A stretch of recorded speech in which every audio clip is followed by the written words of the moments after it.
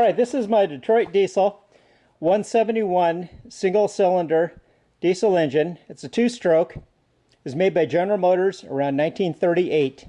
They built these to run farm pumps, machinery, things like that. And they didn't sell, I guess, too many of them when they were built around 38. So they had a large number of them, and they sold them to the military for use in World War II. And what this one was used for is they put these things on ships, and they use them as emergency backup generators. On the rear here, it would have a large generator as big as the engine mounted to the back of the flywheel. And in the event that the ship was hit and the power went out, they would fire this up, and it could help run bilge pumps and the signal apparatus so they can have radio communications and send an SOS out. So at any rate, I bought this from Delaney and Alf in Bakersfield, and I'd been looking at it there for quite a number of years and asking about it as, respectfully and occasionally as I could. And finally one day they decided they wanted to sell it to me. So I went down there with my brother and brought it home. It hadn't run in quite some time, so I replaced the hoses on it, changed the oil, did all the little tune-up stuff that I could, and we were able to get it started, but it ran really rough. So my friend Pete Bloom came by, and he's got all the tools and gauges for Detroit diesel engines.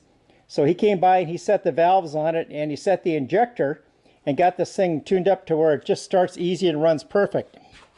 So at any rate, we'll fire it up now. It's got a push button start. Oh, the other thing that makes this engine very unique is the fact that you can put a hand crank on it here and actually crank it over. And what these were used for when they have the hand crank, and they were used on fuel ships that they didn't want to have the risk of a spark or anything, so they would have these engines specifically made with the hand crank. And I believe there was only like, I don't know, a handful of these that actually had hand cranks on them. Wasn't too many of them. And of the approximately 1,000 engines that were built, from my understanding is that there is probably about 25 that are accounted for. I don't know if they all run or not, but I'm sure there's got to be others out there.